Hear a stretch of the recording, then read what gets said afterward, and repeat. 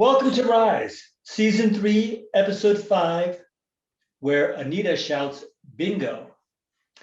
From Lausanne, Switzerland, where the federal government is scheduled to announce that restaurants can reopen outdoor dining this coming Friday, even though we've just begun an intense week of nonstop snow. I am Professor Demian Hodari of EHL Lausanne. And from sunny but starting to get chilly South Africa, good morning, good afternoon, good evening, wherever you're joining us from around the world. And thank you for joining us on Rise. I must say this is a very special episode today in that, as we all know, this past week, the WHO announced this was the first anniversary of the official declaration of COVID-19 as a global pandemic. It was a year ago, Demian, that you and I started talking because we knew that we needed to do something, anything to bring our industry together and to help us make sense of all of the trauma we were about to face. And yet we had no idea of the scale. 3 seasons ago, over 30 episodes ago, hundreds of speakers, hundreds of audience viewers, hundreds of countries around the world, here we are still today. And as always, Rise is always going to be there with you, for you, and because of you, Demian, and all of our viewers. From my side, I must say 12 months on, 120 million cases on, millions of lives and livelihoods on, this has been really important, helping us all move on in this incredibly challenging time. From myself and my Secretary General, thank you, Demian, and to everyone at EHL, all of our viewers and everyone around the world, thank you for being with us. As we say, this is a special one because we're going to be talking today about something that our viewers have been asking about since episode 1, season 1, 1 year ago. It's a sector that is something that has been on the front line of all of the trauma and all of the exposure. And we are thrilled to look more closely at it today. Before I hand over to Demian, a reminder to everyone, please send through your questions. Now is the opportunity to let us know what you want to know about smooth sailing. Demian, what's that all about? Explain the title and the parrot, please. Well, I don't know if I can explain the parrot since I'm just seeing it now for the first time. But the title, right? The question mark, it's all about the question mark. Is it smooth sailing going on from here on out for the cruise industry or not? We've got 2 amazing executives on board with us for this episode. And, you know, the industry's been through some, probably its most difficult years since the Titanic, I would guess. And it'd be interesting to see not only a little bit about what's happened over the last year, but really where's the industry going in the future. And in addition, if we have time, we may find out whether your wardrobe is all black out of choice or because you don't understand how to separate your lights from your darks. Before we get to that, let's start with our audience, as we always do, with our first poll. How many of the following do you think will still be in our daily lives a year from now? You can choose as many as you want. Let's see those results. All right. So we'll be sanitizing our hands and wearing masks a year from now. I am not going to tell my kids that. And what do we got? Sheltering at home, not so much. Very few people saying none, everything will be fine. So this next normal a year from now is not the normal from pre-COVID. There's a lot of information here to sort of unpack. But those 2 really clearly, masks and sanitizing, which, you know, demonstrates, I think, that people are willing to take responsibility for helping to not spread the virus. Anita? Indeed. And there's so much psychological connection between the hands and the face commentary.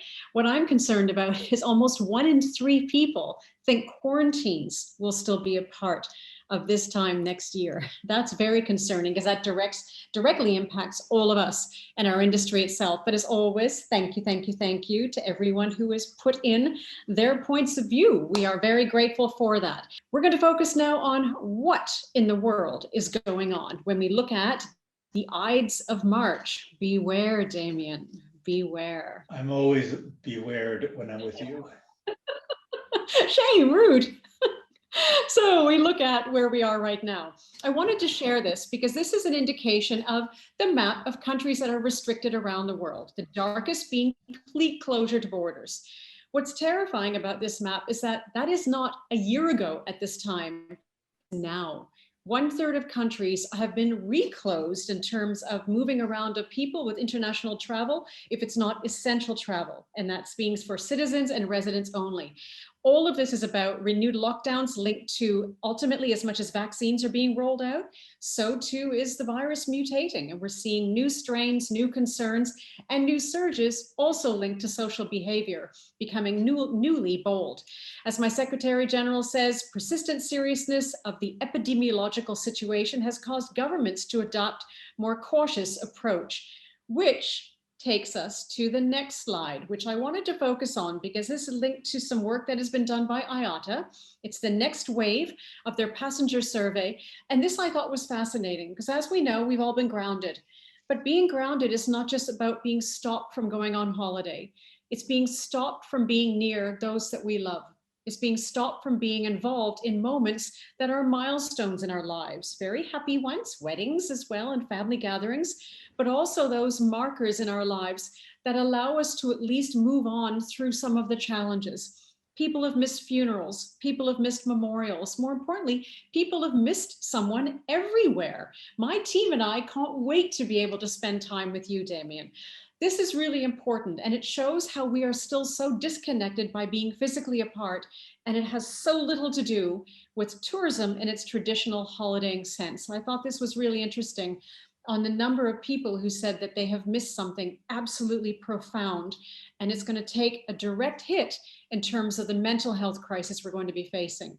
Any thoughts on that, Professor Hodari? I'm just going to focus on the bottom two, right? Business and professional field, the least important of all these criteria. So I'm not sure if there were other ones below those, but kind of demonstrating we're really missing this social, family, leisure side of our lives. And the professional business, it's adapting. We're figuring out how to do this online, and we can substitute not all of it, but much of it. And I think that is, we're going to see that continuing to play out over the next years, as do a lot of the experts about the future of meetings and business travel. So interesting.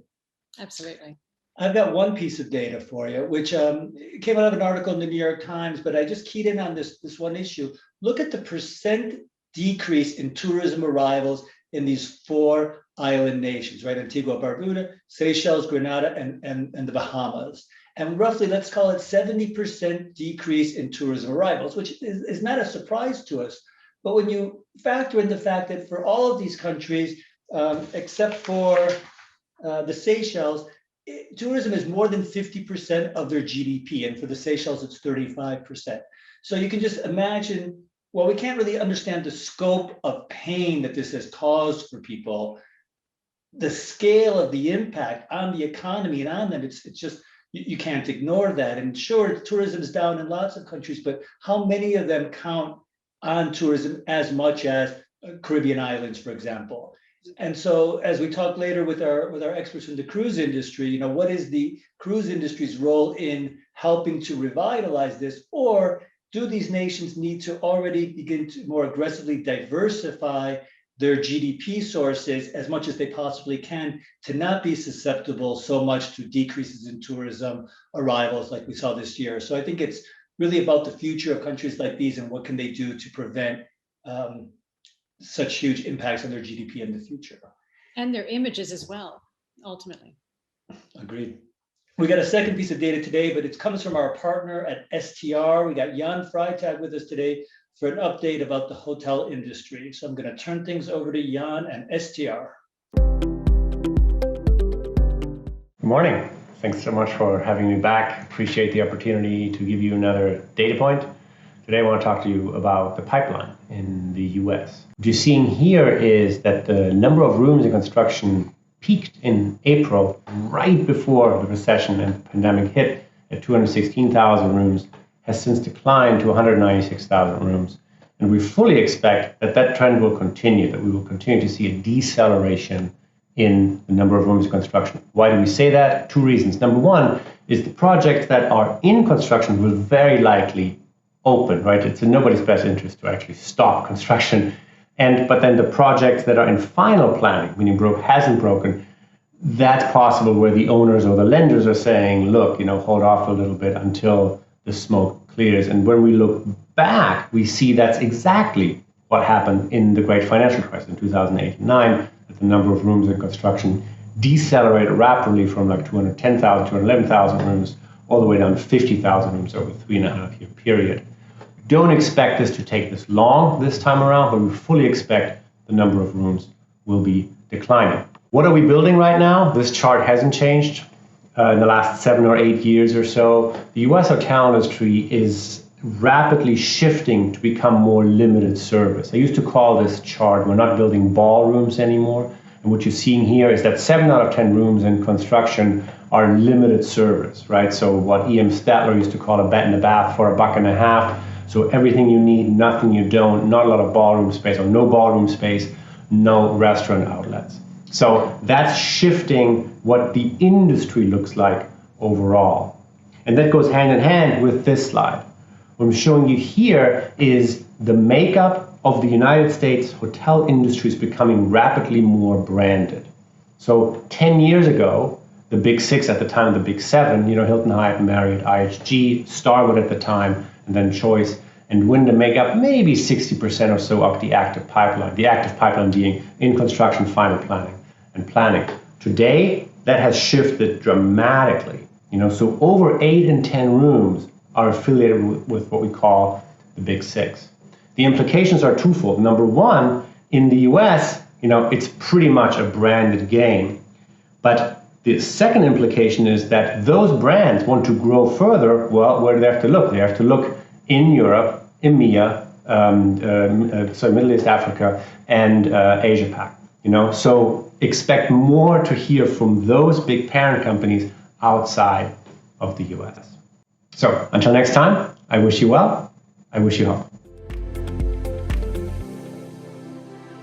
He's just got this great ability to communicate a lot of data, really important data, in a very clear and succinct way. So I appreciate Jan's participation and really STR for partnering with RISE. Great testament to what we're doing here and to our efforts to educate and keep the industry and our audience informed.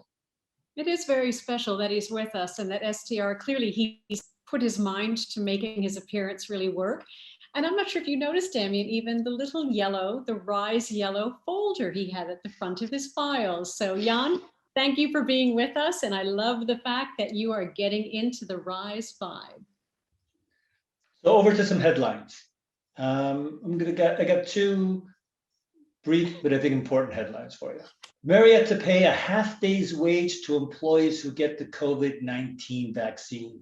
Dedicated RISE viewers are probably saying, oh, but you mentioned something similar 2 weeks ago. Yeah, so that's exactly why I'm mentioning this one. 2 weeks ago, we mentioned Accor going to pay for everybody's vaccines who works for Accor. We've got Marriott now not only doing that, but also paying the employees half a day's wage or 4 hours of labor to get vaccinated. And it's not mandatory, it's highly recommended. And I think what they're saying is twofold. One is, we know we have to provide a safe and healthy environment, not only for our guests, but for our workers. And so we're committed to doing this. We always say people first. This is a great way to live up to this, this credo that we had internally as an organization. And secondly, that they're not the only ones doing it, right? McDonald's is doing something similar now. I think last week I mentioned Aldi was doing it. Accor doing it. This, I think, is just going to become a trend across all organizations that are labor intensive, saying we can't force people to do it, but we want to send this message and we want to be good to our people. And I really do think it's a positive step forward. Companies have to get behind the vaccination, keep us all safe and keep their employees safe. So kudos to Marriott for leading the way once again with this. And I have a second headline. Cayman Islands thinks about cutting cruise tourism, right? So I brought this one up on purpose because I wanted to talk about it later with our guests. But the two key points that I thought were interesting here, one was that the new port, from what I understand, was going to be built by the cruise companies. It wasn't even the island government that was going to have to pay for this. This is going to be the cruise companies doing it. And the Cayman Islands are saying, you know what, let's stop that right now for two reasons. One is we welcomed almost 2 million cruise tourists last year, and this may be too many to provide the outstanding experience that we want them to have on our islands. And second, and the article says that they have learned to survive and perhaps even thrive without so much tourism. So going back to that earlier point, where's the right level of tourism? What's the right level of diversifying and learning through this crisis how to be more self-sufficient through other means than tourism going forward? So definitely a role for tourism, definitely a role for cruises. Let's explore that in a little while with our guests. Brilliant. Thank you so much, and perfect fit for this week. So on to my two.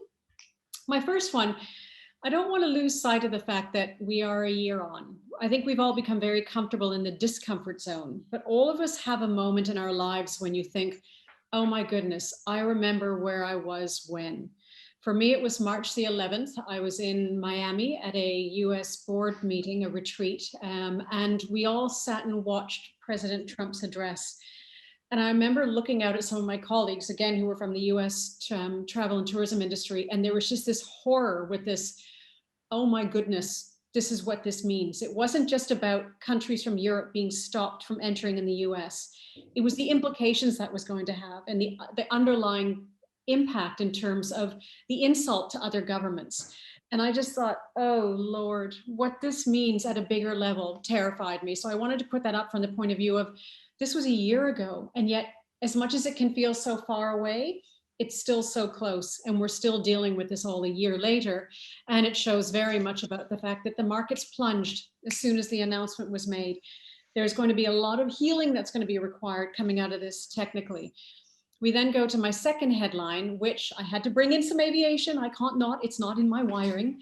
But I wanted to show this. I'm not going to show the video. It was 3 and a bit minutes long, but it was done last week by CNN. And it was a brilliant little clip on what it's like being a pilot during this time. Now, we know that we had 16,000 plus commercial aircraft grounded, but flights were still going, and they are still going now. Very limited commercial, still the movement of medical equipment and medical practitioners, and still the replacement or the relocation of people going back to their countries. But we often forget what it means now to be a pilot in this time. I'll put the link out on social media after this so that people can take a look at it. But please do, because these are people who go to work, have to face the protocols, face the risks, face quarantines, face groundings, and this is their job. So it's a little bit of a clip focusing on the heroes behind the pandemic, which takes me to my little video for this week, which is a little bit of a local spin. This is a campaign that I saw here in South Africa by an insurance company. And I, as someone who has long 20 plus year relationship with South Africa, killed myself laughing at this because it is such a representation of local nuance around these times in a way that reflects how these times have just become a part of our life. So to all the people out there who have any link to South Africa, house it and enjoy. But I thought this was brilliant.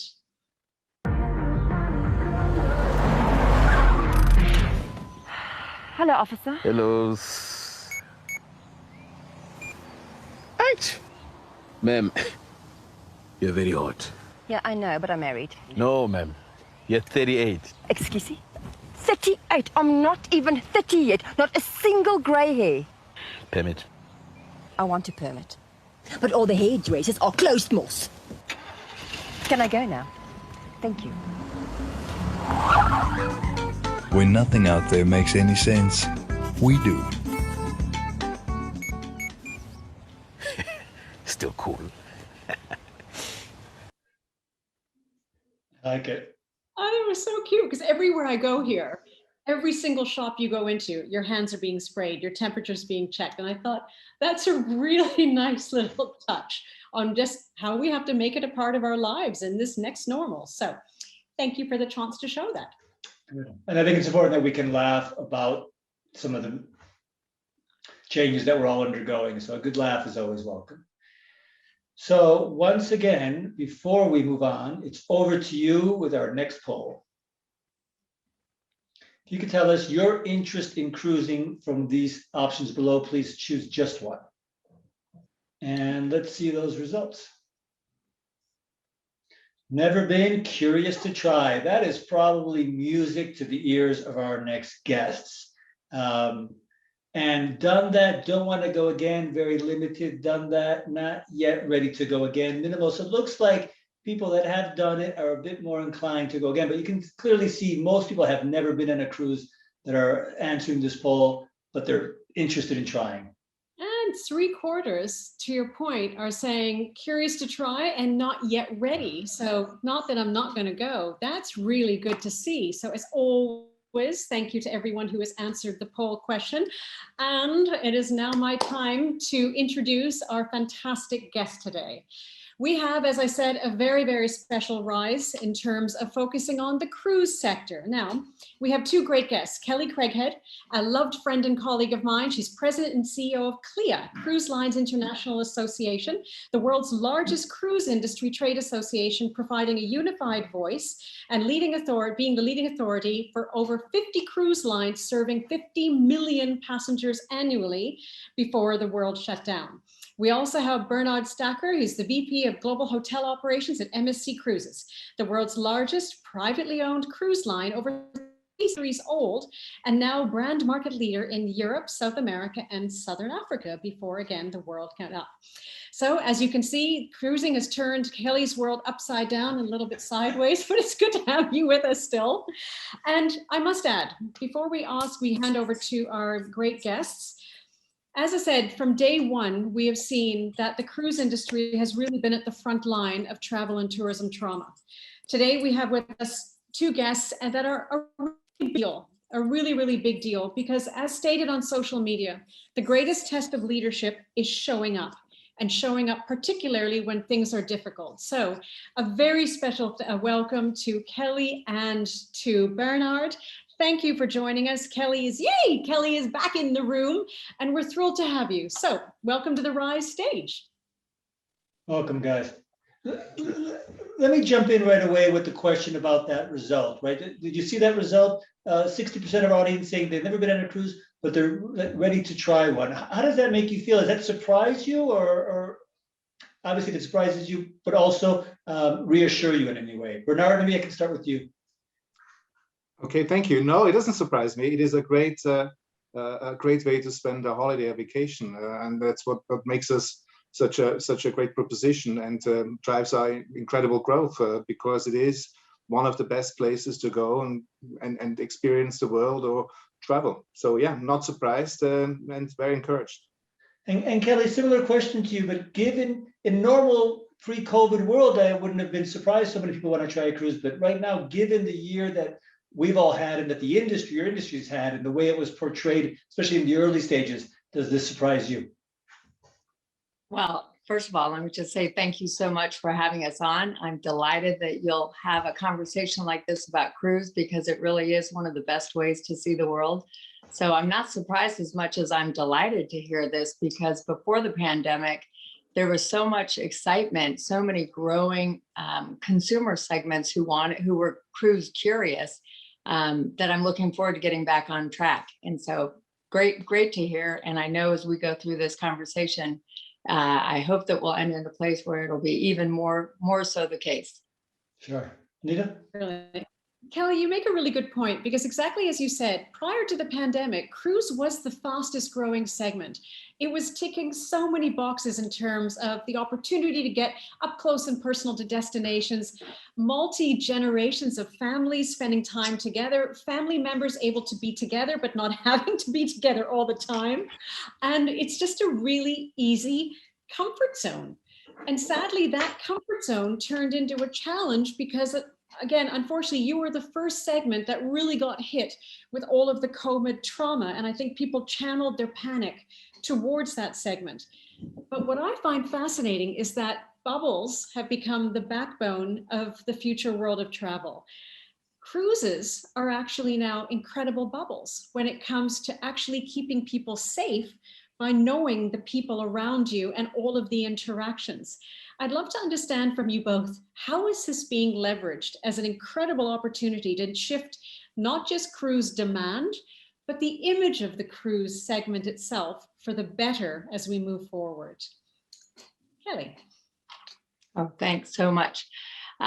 Yes, I think it's unfortunate that obviously cruise was one of the first segments to be an early symbol of the pandemic at a time when everybody was learning about what was happening.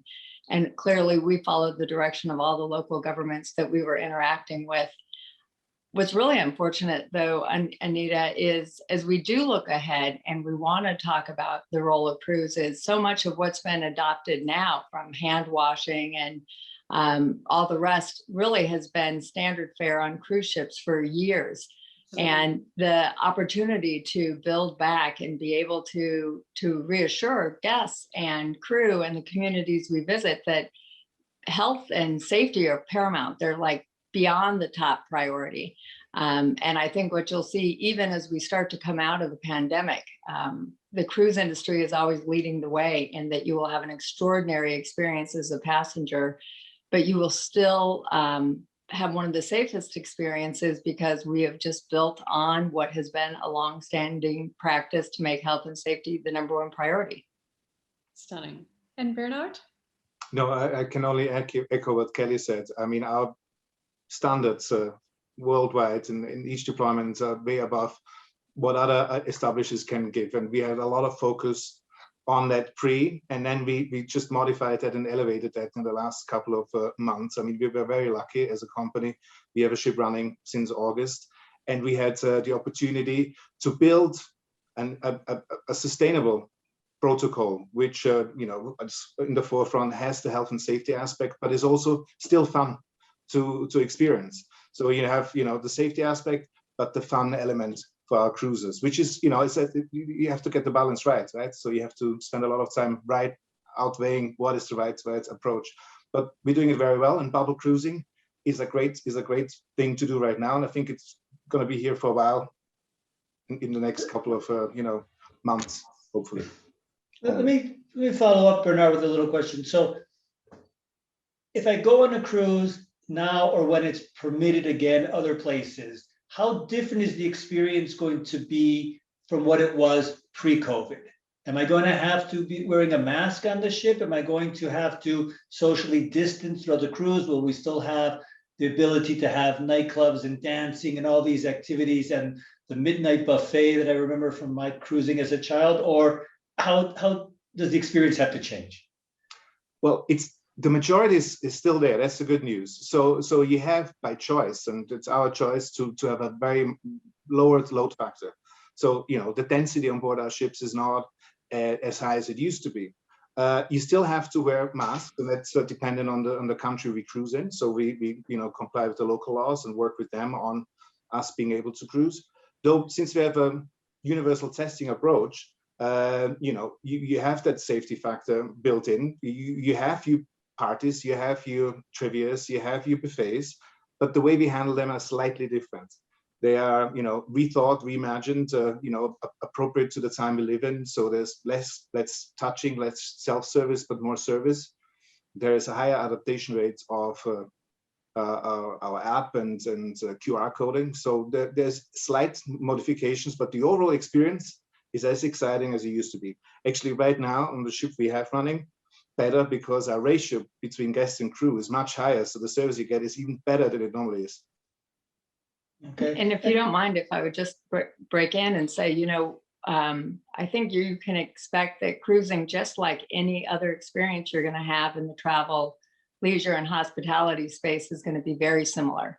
So I think it's always important to think about cruise in the context of that larger travel and tourism segment, where whatever the public condition is warranting, from mask wearing to physical distancing, cruise will be in that same place. But as Bernhard said, it's been a terrific experience that now has been enhanced for the time. And so you'll still have the same service. I think in many cases, it'll be even better service. Indeed. It's a great point, because I think you both mentioned the fact that the protocols that are now in place across the experience chain were already in place in many ways with the cruise sector. Something I'm curious about from, the UNWTO perspective as well. When I showed up front the percentage of the world that now has closed borders, and I think about cruising, and part of the magic of it is the opportunity to visit multiple countries. How do you manage that? I'm curious, how do you possibly, in the Mediterranean, moving country to country, and suddenly one country changes regulations and another, how do you possibly route manage from that perspective, or itinerary manage?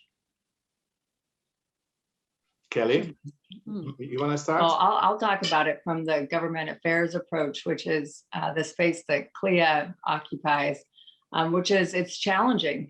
We really benefit from participating in organizations like UNWTO and WTTC, which is really urging the kind of countries and the industries to work together to have a common approach.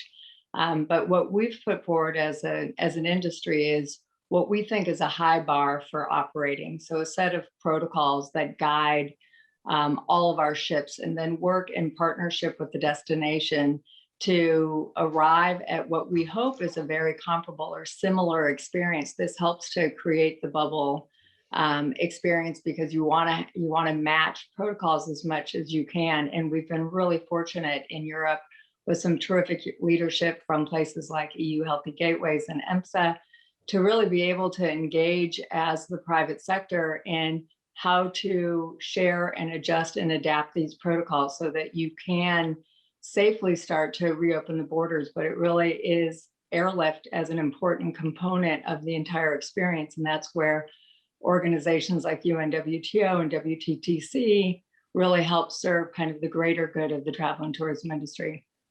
Really. That's from the government affairs standpoint. I get the impression you're actually also helping governments understand and adopt regulations that they can then go wider with. Right, absolutely. And that's that is the goal, is to really build on the experiences that we've had.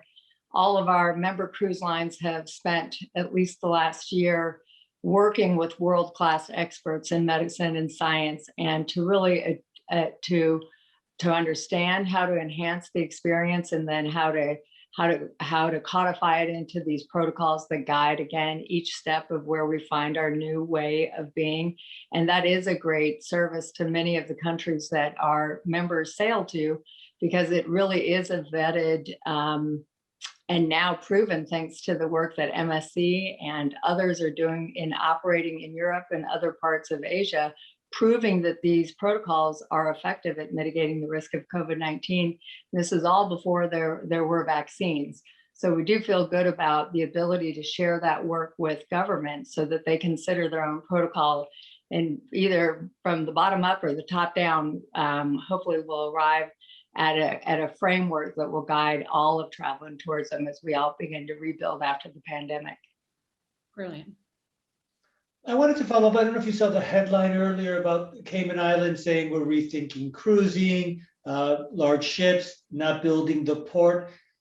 I'm just curious about how has the perspective on the value of cruising to their countries and their economies changed or not during the last year, especially for these islands that have 50% of their GDP coming from tourism? Are you seeing any kind of shift in that? I don't know if Bernhard, if you've been able to gather any information about that. Well, I think it's a better question, or a better answer from Kelly on this question. But in short, from us, we see elevated appreciation of the destinations since the pandemic. There's certain destinations were overrun before, and they had a feeling that maybe it's too much, but now they all go like, maybe there's a balance. And I think with everything in life, there has to be a nice and healthy balance for us and for the destinations we go to. And Kelly, are you seeing the islands saying we need to diversify our GDP more and reduce our dependency on cruising, or perhaps this is just not the right time for them to even try that? Right. I think you mentioned in your earlier report just how devastating it has been for many destinations around the world, certainly true in the Caribbean and Central and South America and Mexico. And I do think, to Bernhard's point, that it does help reinforce how important what the economic impact is of cruising on these communities, and achieving a balance, of course, is something that we're always striving for. I think that every elected leader is beholden to their citizens. So I think you're hearing kind of test balloons that come out like you've seen from the Cayman Islands. But really, I think it's too soon. We are finding terrific partnerships with our sister organization, the Florida Caribbean Cruise Associations, who works very closely with the destinations, and again is working in this really strong private-public partnership through the America's Cruise Tourism Task Force, Anita, to your earlier point about this exchange of information. How can we work with these island nations and the cruise industry leaders themselves to arrive at what the government leaders need to provide for their people, and how the industry can be a productive partner in that effort. So I think it's too soon to know what the overall impact is going to be, but I do think this is a moment to renew partnerships and to stress the value proposition of cruising, particularly to places that can't be reached by airlift. So I am actually looking forward to the pandemic being over for many, many reasons, but one of them is just this opportunity to engage with destinations in a way that we can bring back tourism, and particularly cruise tourism, in a responsible way that's really beneficial for everybody. Thanks. Brilliant. I think it goes to what Bernhard was saying as well, exactly as you're saying, Kelly. Now is the chance to re-partner in a way that if there was concern about overcrowding, whatever the case may be, we know we need the partnership. How do we make it much stronger based on that balanced approach for the long run? I think that's one of the blessings of this time. It's changed the value and the values of travel. So we just have to build around that. I think, Demian, we've been very greedy. Let's see if we have any questions from our viewers. I'm sure we do. Sarah, any questions? Yes. Angelo asks, do you think that boutique/luxury cruise lines will have an edge over the mass cruise market? You know, we're seeing it in hotels, right? Boutiques, smaller hotels, more rural versus the larger convention packed in hotels. Similar in the cruise industry, Bernhard, where do you see that going? Don't think so. I think it's right now a sign of the times that people right now, as today, seek a more exclusive environment because the feeling is, okay, there's less people. I feel a little bit, more comfortable. But in the long term, no, it's not gonna. It's like the same question if you say, will New York ever not function as a city because it's too overcrowded? The answer is, of course not. We'll be always there. That's why big cruise lines will be always there. We have a very unique point of the offering, which is different to smaller boutique cruise lines. We have bigger variety, bigger choice. So we will be always here. With our new protocols, with slight modifications, we'll be here to stay for sure. Thanks. Another question, Sarah? I think Kelly was going to jump in. Yeah, I just wanted to jump in on that because, as the International Cruise Association, we represent the whole wide spectrum of cruising and the products. So the small luxury lines to some of the larger ships. And what's great about cruising is that there is an experience for you. And as we go back, Anita, to talk about the growth trajectory that we were on, I mean, you can just see the rise in all segments, from expedition to small luxury to kind of highly efficient mass market. And, the benefit of this stage that we're in right now is you do have space. There is physical distancing, no matter if you're on a small ship or if you're on a large ship. And so really, the more the industry is allowed to come back and this phased resumption continues, you'll be able to see a great deal of consumer choice that will meet not only the health need of the moment, but really the experience that the consumer wants. I think that's a really interesting point. To me, it's not about people want to cruise and therefore they go on. People want to travel in safe bubbles and therefore they will cruise. So whether it's the river cruises like the Uniworlds of the world, or it's like the MSCs, I can't help but think that over time, the whole segment is going to grow because the safety of the bubble is now offered through various ship sizes, for lack of better words. But I think it's an interesting one to keep an eye on positively. I think I'm more skeptical, but I'm always more skeptical, so we won't consider that. Sarah, let's get another question. Yes. To build on this a little bit, Sven asks, do you think that there will be a change in destinations or new destinations to explore following the pandemic? That's a great, I hadn't thought about that. Is there going to be a shift in destinations that are going to become more prone to accept cruising or push for cruising because of this, and certain destinations that maybe can't abide by new regulations? I'm not sure what you guys think about that. Kelly? I think this is actually a great one for Bernhard because there's, just mastery in itinerary planning. So I'll be interested to hear his answer to this as well. Yeah, Bernhard, how is that itinerary planning changing?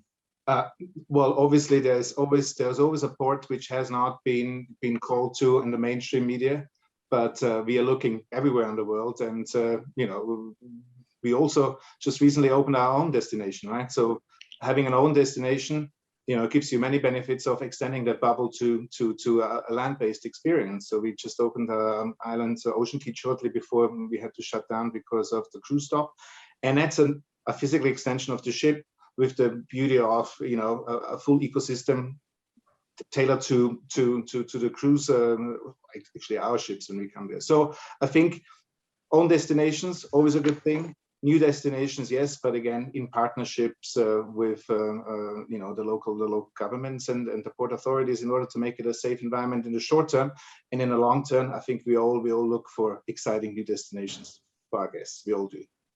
Good. Time for another question, Sarah. Yes.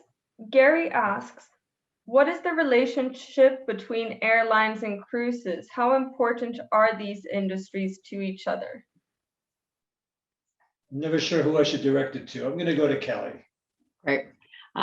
Incredibly important. Again, cruising is a global experience, and in many places, like in the United States, there's a strong drive market.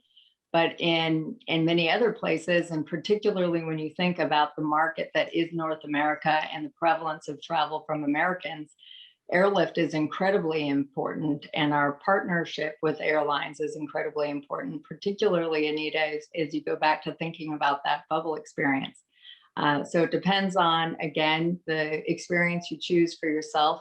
But for people who are seeking to have these unique experiences, these efficient and unique experiences, airlift is incredibly important. And the approach and the partnership to enhanced health and safety standards is an important part of that equation. It's interesting. There's a parallel here between conversations we've had, Kelly and Bernhard, about aviation and now cruising. People often forget how many jobs come from cruises, direct and indirect. They forget the economic and social ecosystems around cruising. And when the cruises stop, Bernhard, you mentioned it, some destinations saying, do we really want these cruise ships? And now that they haven't been there, it's saying, no, please come back. We need you here. This is where the pandemic has been an incredible X-ray of the economic ecosystems and social ecosystems around our industry. So good has to come from that in many ways. We have time for another question. Sarah? Yes. Jennifer asks, if working from home continues even after the pandemic, in what potential ways will this impact the cruise industry? I haven't thought about that. Bernhard? I'm happy to go first. Okay, go ahead. Please, Kelly. I'm getting it wrong each time. So I like Bernhard. It's Kelly, take it, Kelly. Only because I think I'm the perfect, I'm a prime demographic. I mean, the more I work from home, the more I want to get out, and the more I want to be on a cruise ship. I want to travel. I want to be able to have experiences that take me outside of my home.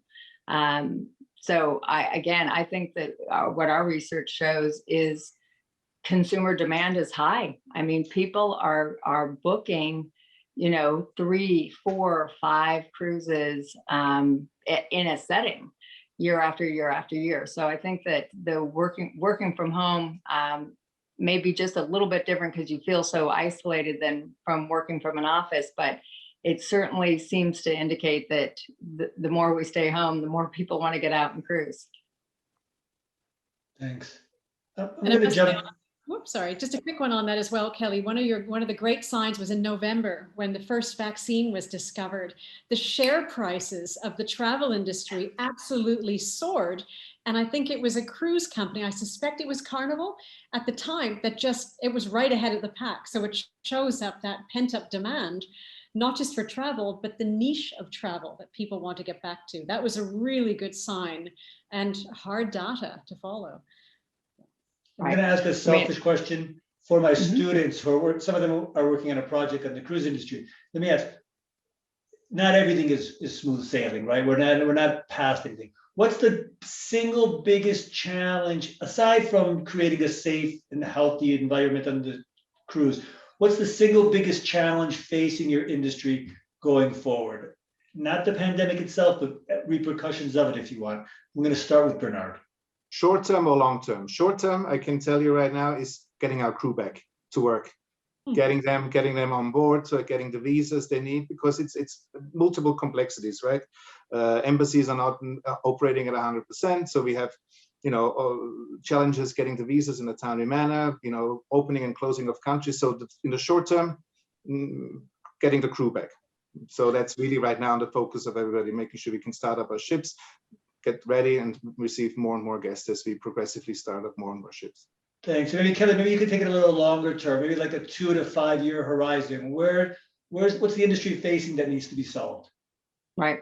Well, one of our challenges during the pandemic has been to be able to not only deal with and adapt to the pandemic itself, but one of our biggest commitments is to environmental sustainability. And, particularly in Europe, as we start to come into the Green Deal, we do want a seat at the table to be a leader in environmental sustainability. And so our commitment to kind of the new ships that are coming out, the new fuels that are used, kind of our overall approach to being a good partner is something that I think that as soon as we are on the other side of the pandemic, which to Bernhard's point is not a small challenge. Returning the crew, having the ability to operate, I think is going to be a challenge, but we've tried very hard to not be singularly focused, but to always keep our eye on what I think are going to be the environmental challenges that we, again, are looking to lead the way in the maritime space, and will be proposing soon an R&D fund through the International Maritime Organization, IMO, to help try to develop the technologies that are going to be important for all industries, and especially maritime industries, to be able to meet some of these ambitious goals that we've put out for ourselves and that have been put out for all industries as it relates to reducing carbon emissions. So for us, I think long term, it will be to get to that place while we again continue to try and build back from the devastating impact of the pandemic. And I'll just say, Anita, quickly to an earlier point that you made, which is about the kind of the role, we focus on cruise ships, but the supply chain, not only is it the suppliers of these ships, but 75% of all cruises are still booked through travel advisors and travel agencies. So getting back in the near term, the midterm, and the long term is going to be supporting our partnerships to be part of that process. So I think there's quite a bit of building that needs to be done to get back. Brilliant. I think, Demian, sadly, I've been given the message from the Wizards of Oz that we need to wrap. But before I ask Demian to close, I just want to say to you both, you've been on from day one, headline one of this pandemic, on the front line and front exposed. And I just want to say to both of you, thank you for your leadership and for being with us. Yeah, and I'm going to just echo that in terms of we've been waiting for the right time to do this episode, and we wanted to really be able to look forward and not just look at the moment. And you two kindly agreed to come on. And I know cruising's taken quite a bash in a lot of the media, maybe a little bit less now than before, but your commitment to helping us communicate with our audience, students, professionals, executives about the industry and its role going forward has really been very helpful. I learned quite a bit today, and I really appreciate that. Loved cruising as a kid. Look forward to doing it again one day, maybe on an NSC cruise. But I'm really looking forward to seeing how the industry revitalizes itself in the coming year or two. So thank you both so much for helping us with that. Thank you so much for having us on. Okay, thanks. Take care. Have a good afternoon. Take good care of yourselves. I don't know about you, but I could have kept talking with them for hours. It was so many questions I never really got to get to that I had in mind, just because I think it's a fascinating industry, and it's there's some things about it I don't like, a lot that I really do like, and a lot I think everybody could learn from it. Indeed. I can't stress enough, they showed up, because this has been a segment that has taken a lot of abuse and very little credit has been given. I'm very pleased as well to hear that soon, hopefully soon, you will be able to continue with your karaoke career. Demian. Thank you very much. So we will get you back on the ship's back in the bars, microphone in hand, and polyester trousers back on. And that bingo card. All right, what's up next? Total knockout. Grace, what are we debating today? Today, we are debating the following. As restaurants reopen, should it be for outdoor dining only? Anita, take it away. Interesting. I find that this isn't actually about outdoor dining. It's actually about space and keeping people close together. Arguing yes, it absolutely should. Outdoor dining should be the backbone. Reason being, ultimately, I understand the arguments around not having dining and even internal dining, but outdoor dining is a perfect way to get people re-socialized responsibly, get the economic ecosystems and the value chains mobilized again, but in a way that's safe. Because we've seen that when people are let outside again, they tend to misbehave. Put them into a building and you don't have the freedom of flow of people, you don't have the freedom of flow of air. It's not ready yet to take on that social jump. The muscles are not warm enough. So I believe, yes, we should be allowing outdoor dining only. Indoor dining is still too much of a risk. And there are ways to make outdoor work, even in the Northern Hemisphere winter. Demian, over to you. I'm hearing you say that as I look outside and buckets of snow are coming down and all the restaurants here that are getting ready to open up outdoor dining and they're building the facilities again, they're putting up all this materials and seating and stands that they had already put up twice already and had to take down because outdoor dining got banned as well. So I'm saying, no, if we're going to open up restaurants, let's open up restaurants. Doesn't have to be 100% occupancy, but let the restaurants have people indoors. One, it's just too unpredictable to only have outdoor dining. Rain, cold, snow, you're out. Second, all the money spent to make outdoor dining feasible, then government shutting down again. Another way that restaurants are losing money. This industry has been pummeled. It's time now to allow people to go safely eat. There can be testing, masks, washing our hands, all the things that we've learned over time. We've all just learned from the last 10 months that we can't expect restaurants to shell out even more money to expand the outdoor dining, which still is not enough business to really generate any profit for them. Margins are so small in the restaurant industry. If we don't let them generate some volume with some indoor dining, then there's no future for these restaurants. Volume need not be indoor. I hear you 100%, and it's a high risk for people that are putting money into opening up and it shuts down again. However, there are incredible innovations taking place in cold places, whether it's tents, igloos, gondolas, fire pits. There are ways of enabling outdoor dining, which even once the pandemic has moved on, will allow people to actually expand how much business they can generate. If we take people indoors, we have the statistics, we have the proof, the virus spreads, which is going to prolong the degree to which economies are shut down. With outdoor dining, we're slowly retraining people to get back out socially and still behave, keeping a distance, respecting protocols, and letting those livelihoods rebuild. But to open up all doors, indoors and outdoors, is causing an increased risk of the virus spreading, which is increasing the risk of it shutting down again. We all need to be rewired and re-socialized. Outdoor dining allows that because people have been taught in the last year to be fearful of one another. We need to let that social muscle rebuild without it getting mixed into a cocktail with alcohol and the hugs suddenly begin again. Look, I'm all for outdoor dining, but those of us that have owned or run restaurants in the past or are doing so now realize in very few cases can you generate enough money to make it worthwhile only doing outdoor dining. These restaurants have been through enough over 10 months. We're letting stores, why are the stores not only putting the racks outside? No, they're letting people in. The airlines are not making you fly on the wings as much as I know that you would like to do that, Anita. They're letting you inside the plane. Hotels are letting you inside. Spas are letting you outside in many places. Let's allow people to eat in restaurants. Let's minimize the number of people. Let's make sure it's as safe as possible and let people who go to restaurants know there is a certain amount of risk, just like in anything, going out to eat. The risk is not necessarily the restaurant. The risk is actually the person in the restaurant itself, the guest. And that's where I agree. it's terrifying for people seeing restaurants shut again, but the restaurants are being shut because people are misbehaving. So do we keep them all completely locked up and put more lives and livelihoods at risk? Or do we slowly start allowing outdoor dining to take place so some of the wheels can start moving? And as we get stronger in terms of dealing with the virus, then we can open up the indoors. But to be a all or nothing, I think is very dangerous, because that does even more damage to the economy and to societies and to families. So I'm going with outdoor only, socialize people, get them comfortable.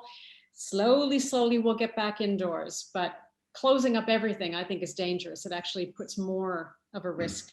I know we're running out of time, so I'm just going to wrap it up by saying, yes, let's let people eat outside, but not only. Let's open up indoor dining for even a small amount of people, give these restaurants a chance to survive. That's it for me. I